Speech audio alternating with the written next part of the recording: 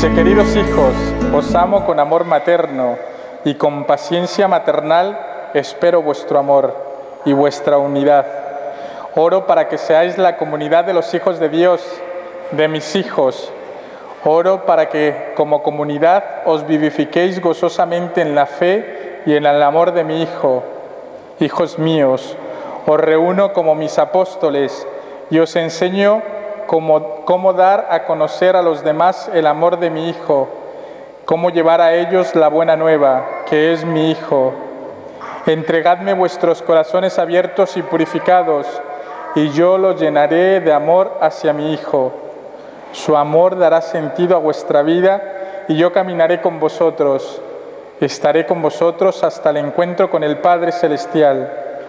Hijos míos, se salvarán solo aquellos que con amor y fe caminan hacia el Padre Celestial.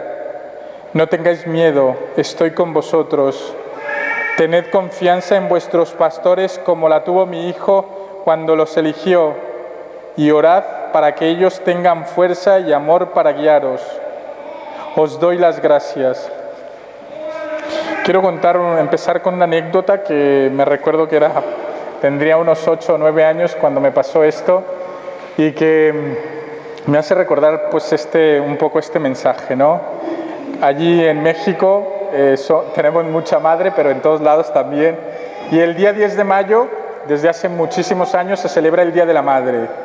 No hay otro día. El 10 de mayo, caiga en el lunes, martes, miércoles o jueves, es igual. Aquel día se paraliza México. ¿Por qué? Porque tenemos ese sentido maternal mucho. Entonces en el colegio nos hacían hacer unas manualidades para que nosotros le diéramos a nuestra madre un regalo. Y aquel día yo me recuerdo que hice una cosita para poner los cuchillos, colocar los cuchillos, que tenía una zanahoria, todo era de madera, una zanahoria, la pintábamos, una cebolla y un tomate.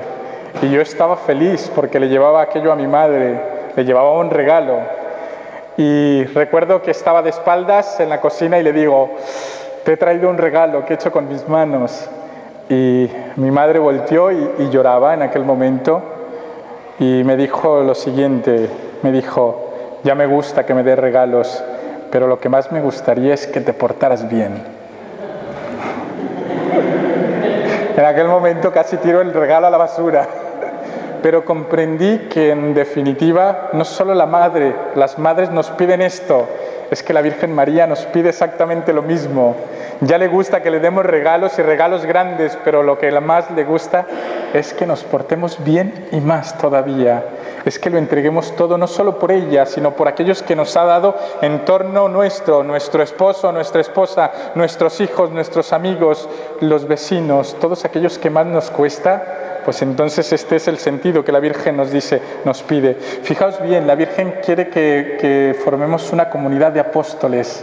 ¿Esto es difícil? No es difícil si todos tenemos un mismo pensar y un mismo sentir. Y yo creo que Medjugorje precisamente es este acontecimiento. Oriol decía al principio en la presentación y decía lo siguiente: allí van carismáticos, van del movimiento neocatecumenal, van los de la vida parroquial, van del Opus Dei todos, y todos tienen un mismo pensar y un mismo sentir. Todos van a por la misma, a contemplar a Dios y a contemplar a la Virgen María, y esto lo pide la Virgen ya en su mensaje. Quiere que todos seamos uno y que participemos de aquella primera comunidad, como lo tenían todo en aquella primera comunidad apostólica. Quiero cogerme 2 cosas importantes de este mensaje. Una es los hechos de los apóstoles, la vida comunitaria, la vida en comunidad, la vida apostólica, que esa yo creo que es importante para nosotros, porque si sabemos vivir en comunidad, entonces sabremos vivir en familia, o al revés, si sabemos vivir en familia, entonces sabremos vivir en comunidad. Fijaos bien, narraré un poco de los Hechos de los Apóstoles en el capítulo 2. Dice: los Hechos de los Apóstoles, bueno, esta parte es introductoria. Los Hechos de los Apóstoles constituyen la continuación del Evangelio de Lucas. Aquí el protagonista ya no solo es Jesús, sino es el Espíritu del resucitado, que se hace presente en la vida, en la obra de la comunidad apostólica. Los apóstoles son los herederos y los continuadores de la misión de Jesús: construir comunidad, curar a los enfermos, anunciar la llegada del reino inaugurado ya en la muerte y resurrección de Jesucristo. Los apóstoles no son solo 12, sino cuantos han recibido una misión del Espíritu por medio de la comunidad. Esto es muy importante porque, en definitiva, todos hemos recibido el Espíritu. El día de nuestro bautismo, nuestros padres nos dieron un regalo muy grande. Nos dieron el cielo, pero junto con el cielo nos dieron el Espíritu Santo. ¿Para qué? Para que a partir de aquel momento fuera sembrada en nosotros la semilla de la salvación, que ya en su momento, más adelante, daría frutos del Espíritu. No solamente de eso, dice Hechos de los Apóstoles en el capítulo 2. Este texto afirma: perseveraban en las enseñanzas de los apóstoles y en la unión fraterna, en la fracción del pan y en las oraciones. Eran muchos los prodigios y señales realizadas por los apóstoles. Todos los creyentes vivían unidos y lo tenían todo en común. Vendían sus posesiones y las distribuían entre todos, según las necesidades de cada uno, unánimes y constantes. Acudían diariamente al templo, partían el pan en las casas, compartían los alimentos con alegría y sencillez de corazón, alababan a Dios y se ganaban el favor de todo el pueblo. El Señor agregaba cada día los que se iban salvando al grupo de los creyentes. Cuando nosotros contemplamos Medjugorje, nos sentimos en una comunidad meramente apostólica, una comunidad que tiene sentido, un sentido apostólico. Fijaos bien, la Virgen no va extra del Evangelio, va a la par con el Evangelio, y la Virgen contempla el Evangelio desde su corazón y nos lo enseña, nos lo hace repetir una vez más para que nosotros aprendamos esta forma de vivir. Y la forma de vivir en comunidad es un don de Dios. Lo digo yo particularmente, que vivo con sacerdotes, y bueno, que nos echan de comer aparte a cada uno de los sacerdotes, pero la vida comunitaria es así difícil, efectivamente, pero las hacemos difíciles porque todavía somos muy humanos. Seguiremos siendo humanos, eso desde luego, pero un humano tocado por la mano de Dios es una maravilla. Un hombre y una mujer tocados de la mano de Dios es la gloria de Dios que se refleja. Al principio lo decía, es que somos imagen y semejanza de Dios, y el que es imagen y semejanza de Dios ama a su hermano, aun cuando no lo soporta. Un día me costaba mucho un sacerdote de mi comunidad, y creo que éramos todo menos amigos. Y esto lo tengo que decir así, y cuando continuamente nos daban retiros y nos explicaban el sentido tan maravilloso de vivir en comunidad, de cómo nos protegíamos unos a otros, de cómo nos ayudábamos y nos confesábamos unos a otros, yo decía, ay, pues mi comunidad no es la más perfecta, me hace falta un sacerdote que sea perfecto. Cuando comprendí que el error lo tenía yo, porque yo era imperfecto, entonces pude amar al otro. Entonces comprendí que el otro no era mi amigo, pero podía serlo, porque yo estaba abierto a que aquel fuera mi amigo, no a que aquel hiciera las cosas bien. Él no iba a cambiar seguramente, pero si yo ponía de mi parte, entonces los dos podíamos encontrarnos. Os puedo decir el día de hoy que somos amigos. Que me pide mi coche, las llaves de mi coche para largarse por ahí, y que yo estoy feliz porque me las pida, y que se largue donde él quiera, que se vaya donde él quiera. ¿Por qué? Porque este es el sentido, efectivamente, de la vida comunitaria, de lo que el Señor quiere en nosotros, y que la Virgen María ya no lo propone. Ya no lo había propuesto el Señor, pero la Virgen nos lo recuerda. ¿Para qué? Para que no lo olvidemos. No solamente esto, veamos cuáles son las coordenadas de la vida comunitaria, que esto nos importa. Más o menos ya sabemos las pautas, el camino que tenemos que recorrer. Yo creo que no lo hacemos tan mal. Dice, la comunidad persevera en las enseñanzas, en griego la didache, las enseñanzas de los apóstoles. La enseñanza es el ámbito en el que se transmite la tradición apostólica, la que arranca de Jesús. Cuando nosotros tenemos a todos estos niños aquí, cuando los llevamos a pintar, cuando rezamos juntos el rosario con ellos, cuando cantamos una canción con ellos de la Virgen María, cuando le decimos María, mírame, aquella canción tan bonita, cuando tenemos un detalle para con ellos, entonces estamos sembrando la semilla de la salvación. Entonces estamos sembrando la semilla de Dios. Entonces estamos sembrando el mensaje del Evangelio, que es Jesucristo vivo y resucitado. Un segundo momento es la unión fraterna, la koinonía. Ya tenemos esta primera, que es la comunidad persevera en la enseñanza, la didaché. Un segundo momento de la comunidad apostólica para poder darle figura a esa comunidad apostólica es la unión fraterna. Es la dinámica integradora de los miembros de la comunidad. Esta unión fraterna se manifiesta de dos maneras, mediante la unanimidad y mediante el compartir. Yo creo que aquí todos tenemos más o menos un mismo pensar y también más o menos un mismo sentir. Y lo más maravilloso de todo esto es que coincidimos en muchas cosas y que inclusive cuando estamos en el comedor somos capaces de compartirnos los alimentos, de compartir nuestra vida, de compartir nuestras penas y nuestras necesidades, de compartir la mesa.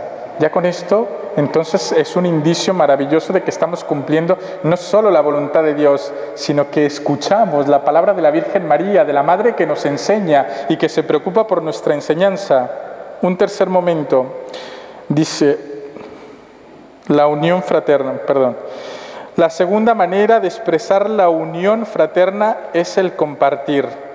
En la comunidad cristiana, la unidad de la fe conlleva la unidad de vida, sin fracturas en el pensar y en el sentir, a la vez que rompemos las barreras internas entre judíos y gentiles, entre ricos y pobres, todos sus miembros, independientemente de su procedencia o extracción social, son aceptados sin condiciones y ven sus necesidades cubiertas. Todo ello constituye la unión fraterna de la comunidad apostólica. Es decir, cuando tenemos ese sentido comunitario, lo que menos nos vemos son los defectos y las arrugas. Vemos que somos hijos de Dios y que todos necesitamos de esa gloria de Dios. Entonces dejamos de criticar al otro o a la otra. En México hay una misa que es la misa de 1 de la tarde, en una parroquia de un mártir, un niño mártir, José Sánchez del Río. ¿Sabéis lo que se convierte la misa de 1 de la tarde? En la pasarela. Todos los mujeres, sobre todo las chicas, voy a decirlo así, pero matrimonios van precisamente a esa misa para lucir la mejor ropa, para que aquello se convierta en una pasarela de quién va mejor vestido. ¿Y te fijaste cómo va vestida? ¿Te fijaste lo que hace? ¿Te fijaste que se equivocó? Esto no es la verdadera comunidad. La verdadera comunidad es que todos tenían un mismo pensar y un mismo sentir. Y la intención era encontrarse con Jesucristo. Vivían jornadas muy largas de encuentro con el Señor, de escrutinio de la palabra, de efusión del Espíritu Santo, de ágape. Vivían todo esto. Y esto era el encuentro con el Señor, siempre. La fracción del pan es la celebración eucarística, constituye un gesto pleno del significado para Jesús y para los discípulos. Es decir, una vez que nos reunimos, porque todos fuimos convocados y llegamos al mismo lugar, unos antes, otros después, otros nos perdimos, pero llegamos al mismo lugar, luego lo dimos todo o desembocamos en la Eucaristía. Cuando llegó el momento de la Eucaristía, entonces nos concebimos como una verdadera familia que se reúne en torno al altar de Dios. Entonces había niños, jóvenes, adultos, y todos participábamos de la misma alegría. A todos se nos reflejaba en el rostro la alegría del encuentro con Jesús. ¿Por qué? Porque vivíamos aquel sentido de comunidad, que ese nadie nos lo podrá quitar. Es decir, verdaderamente vivimos el encuentro con el Señor y Dios nos ha dado un regalo el día de hoy, que es estar con Él, estar junto a Él. Marta, Marta, muchas cosas te preocupan, pero solo una es importante. María ha escogido la mejor parte y nadie se la quitará.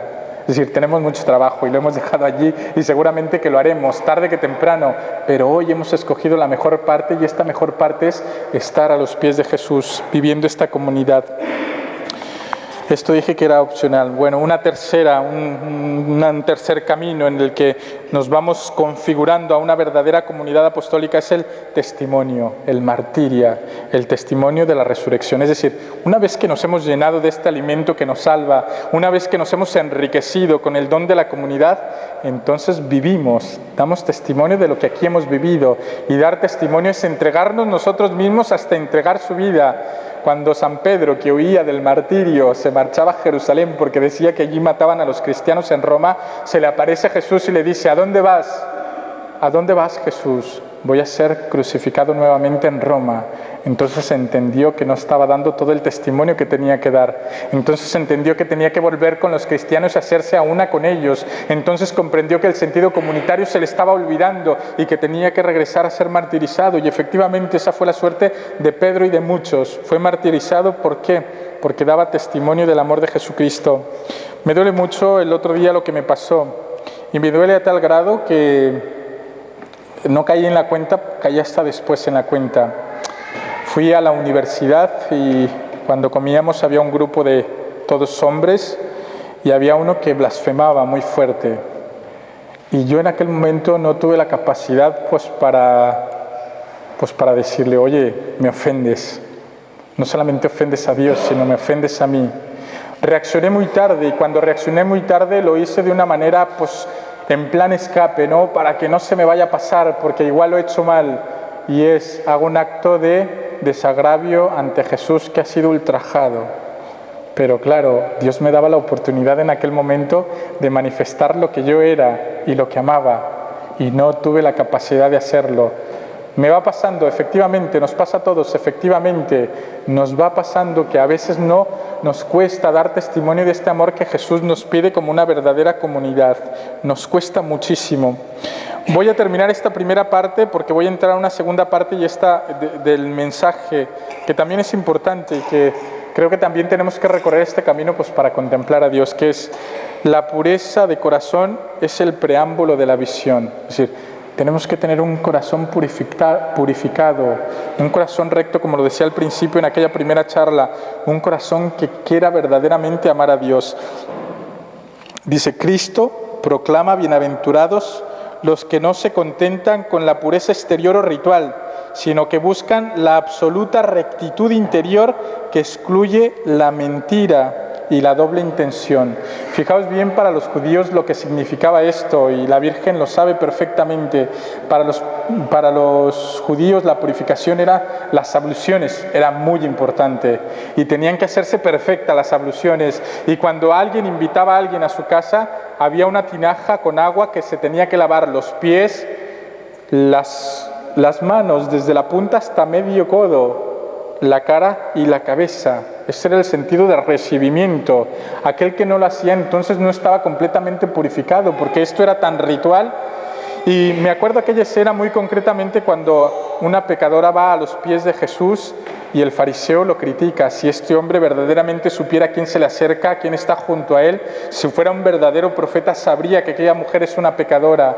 Y entonces Jesús le empieza a recordar, no, a ti se te ha olvidado lo mínimo. Tú no me besaste, no me recibiste con el ósculo de la paz y esta mujer no se cansa de besarme. Tú no me recibiste con agua para purificarme y esta mujer derrama sus lágrimas y el perfume en mis pies. Tú no me diste una manta, era el sentido de la santidad para cubrirme y esta mujer no deja de arroparme con sus cabellos. Es decir, le reclama un sentido tan práctico y tan sencillo que para ellos tenía meramente importancia. Dice lo siguiente, Cristo proclama bienaventurados los que los que no se contentan con la pureza exterior o ritual, sino con la pureza interior. Misericordia quiero y no sacrificios. Quiero misericordia que viene de parte de Dios y no sacrificios, porque los sacrificios al fin y al cabo no nos llevan, fijaos bien en este sentido de la Escritura, no nos llevan a la salvación. Sin embargo, la misericordia nos hace capaz no solamente de aceptar al hermano, sino también de contemplar a Dios. Ya casi termino, porque ya veo que también tengo el don de dormir a la gente. No, es una hora muy difícil. Ya sé que es una hora muy difícil. Yo no me duermo porque estoy hablando. Esta vez en México me pasó algo. Dije, hoy estaba de vacaciones con mi familia, fuimos a un pueblo y aquella era una iglesia de franciscanos y dije, hoy voy a ir, a ver, ya sé que no os escandalicéis, lo he hecho porque quería hacerlo así, pero dije, hoy voy a ir de fiel cristiano para poder escuchar para saber lo que el pueblo sufre cuando están allá abajo. Y efectivamente fui con mis padres y mis hermanas y me puse como un cristiano más. Es que era horrible, tengo que decirlo. Es que era tremendo. Es que aguantar una misa en ese sentido era muy duro. Es decir, tienes que poner toda tu intención, aunque sean 45 minutos, tienes que poner toda tu intención, todo tu deseo, y aún así tu intención y tu deseo queda derribada, porque cuando te encuentras, no voy a criticarlo ni mucho menos, pero cuando te encuentras una monotonía continua, entonces dices, el misterio desde luego que está, pero le hace falta ponerle un poco de salsa picante a este misterio para que pueda tener vida, ¿no? Y yo ya lo creo, que estar allí es más difícil que estar aquí, porque aquí yo leo y con eso ya no me duermo, y hablo un poquito y con eso menos me duermo, ya lo entiendo. Solamente voy a dos últimos párrafos que tengo, que explico, que me parecían a mí interesantes. Ayer, tengo que decir lo que disfrutaba, casi nunca lo hago escrito, porque me cuesta mucho irlo leyendo y explicando, y leer y explicar, pero decía, tengo que hacer las cosas bien algún día, por lo tanto, hoy sí que me lo prepararé, hoy sí que lo rezaré, hoy sí que lo meditaré como tal, y efectivamente estaba muy emocionado cuando lo estaba haciendo, y decía, esto quedará bien, seguro que quedará bien, ¿no? Luego depende de cada corazón lo que reciba en su interior, y entonces que pueda aprovecharle. Este penúltimo párrafo dice, a los limpios de corazón se les promete que verán a Dios cara a cara y que serán semejantes a Él. Ya desde ahora esta pureza nos concede ver según Dios, recibir otro como un prójimo, nos permite considerar el cuerpo humano, el nuestro y el del prójimo, como un templo del Espíritu Santo, una manifestación de la belleza divina. Dios bendice a los sinceros de corazón, revelándole su rostro en medio de las situaciones de la vida, manifestándose como una luz que testifica la verdad. Es decir, si nosotros en nuestro interior verdaderamente nos llenamos de Dios, entonces tendremos la capacidad de ver en el hermano a Dios. Explicaba hace un momento, una anécdota que me pasó y que me hizo darme cuenta de lo miserable que soy, ¿no? Y creo que ya la he explicado otra vez, pero la volveré a explicar. Un hombre, un indigente que vivía debajo de un puente lleno de psoriasis, todo, es que no había una parte ilesa en su cuerpo, todo, desde la cabeza hasta los pies, inclusive me enseñó la espalda y la tenía llena de psoriasis. Fue un día a la parroquia y me dijo, padre, ¿me das un abrazo? Y yo me lo pensé muchas veces. Y bueno, dije, pues le voy a dar un abrazo. Pues en aquel momento comprendí que necesitaba el abrazo. Me abrazó tan fuerte que no me soltaba y me decía, gracias por darme un abrazo porque a mí nadie me abraza. Gracias por darme un abrazo. Y comprendí que un acto tan sencillo, tan insignificante, vale muchísimo, muchísimo, aun cuando nos cueste hacerlo, porque efectivamente tengo que decir que me costó después, no, antes y después, pero en aquel momento también yo disfruté de que aquel hombre disfrutara el abrazo de papá oso. ¿Por qué? Porque nadie le daba un abrazo y porque lo necesitaba en aquel momento. Entonces allí nos damos cuenta de que somos miserables y que Dios nos pide no solamente estar bien delante de todos y sonreír delante de todos, sino, como decía anteriormente, dar testimonio de lo que Dios nos ha dado, ¿no? Dar testimonio. La última parte, aquel cuyo oído del corazón es ya puro, más agudo y sensible, percibe el sonido de la voz del Señor. Me refiero a la contemplación del universo por la cual alcanzamos a conocer el poder de Dios. Guiados por esto, el alma penetra allí donde Dios mora. La Escritura lo llama tiniebla, significa, como que queda dicho, lo incognoscible, lo invisible. Una vez allí, contempla el tabernáculo, no hecho por mano de hombres. La comunión es el fruto y la manifestación de aquel amor que surgiendo del corazón del Eterno Padre se derrama en nosotros a través del Espíritu de Jesús que nos da para ser de todos nosotros un solo corazón y una sola alma, que esto viene a ser la comunidad. Es decir, para que haya una verdadera comunidad tiene que haber una manifestación del Espíritu Santo y que todos aquellos estén abiertos a la acción del Espíritu Santo. ¿Para qué? Porque el Espíritu Santo une, y no solamente une, envía. Manda a todos aquellos a anunciar la buena noticia de salvación, que es Jesucristo vivo y resucitado. Fijaos bien, la Virgen esto quiere de nosotros. Voy a concluir con esto, ¿no? La Virgen esto quiere de nosotros, ser una verdadera comunidad con un espíritu nuevo, renovado, con un corazón purificado. Y ella nos promete esto, que la verdad es que es una alegría escuchar estas palabras de la Virgen María. Dice: dadme vuestros corazones abiertos y purificados y yo los llenaré del amor de Dios, del amor de mi Hijo. Qué buena madre es en realidad, que nos quiere y nos lo expresa una vez, otra vez y otra vez. No sé si del tiempo, Uriol. 5 minutos. Qué difícil me lo pones. Bueno, en 5 minutos los despertaré. No sé qué me inventaré ahora mismo, pero 10. No, está bien 5 minutos. Tengo que reconocer que, bueno, voy a explicar un poquito del por qué voy descubriendo a Dios en mi vida y en mi vocación. Venir a Sabadell, el otro día en la universidad me pasaba lo siguiente: un sacerdote de Barcelona está de misiones en el Perú y se presentaba, ¿no?, en la clase y decía: pues yo soy el sacerdote tal y estoy de misiones en el Perú. Y yo me tocó la presentación después de él y digo: pues yo soy el padre tal y estoy de misiones en Sabadell, porque efectivamente así lo sentí. Tengo que reconocer que es el lugar donde más he sufrido físicamente. He estado en lugares difíciles, como yo lo había dicho anteriormente, pero el lugar donde más persecuciones he sufrido es en Sabadell, en esa parroquia. No lo grabes, por favor. No. Y tengo que decirlo en el siguiente sentido, porque quizá mi corazón todavía no estaba preparado para tanto, porque mi corazón quizá todavía no estaba abierto a ese amor de Dios. Al principio dije que Sabadell para mí, o la parroquia de San Roque, era una escuela, y lo sigue siendo, una escuela donde he recibido muchísimo. Ahora me doy cuenta de que era un don de Dios el que yo estuviera en aquel lugar, porque al principio no lo entendía del todo, pero yo perseveraba de la manera que fuese. Pero ahora me doy cuenta de que ha sido una escuela para mí donde Jesús y la Virgen María me han enseñado mucho. Me han enseñado a ser sacerdote, me han enseñado a ser paciente, me han enseñado a ser generoso, me han enseñado a sufrir, me han enseñado a vivir la alegría del encuentro con el Señor, me han enseñado a vivir con la pequeña comunidad, me ha enseñado a muchísimas cosas. Y aparte me ha dado un regalo muy grande, conoceros a vosotros. ¿Por qué? Porque también digo que parte de esta escuela no solamente era Campuchané, ¿no?, el barrio de la parroquia de San Roque, sino conocer a todas estas familias, porque si no, quizá no hubiese podido.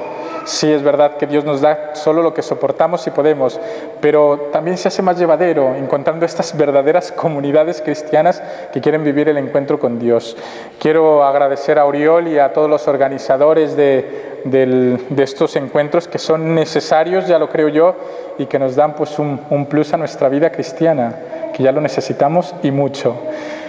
Hay que agradecer a Dios siempre, todos los días. Decía nuestro fundador, el padre Enrique Amezcua, que es de bien nacidos ser agradecidos, y repetir continuamente gracias Señor, pues es un don. Les agradezco por la paciencia. Termina la hipnosis ahora mismo, ya podéis despertar, que ya he terminado. Que el Señor los bendiga, que bendiga vuestras labores. Sé que después que marchéis de aquí volveréis a la vida común y corriente y pues a dar testimonio, ¿no? Que es una de las... Para vivir una verdadera comunidad cristiana tenemos que dar testimonio del amor de Dios. Muy bien.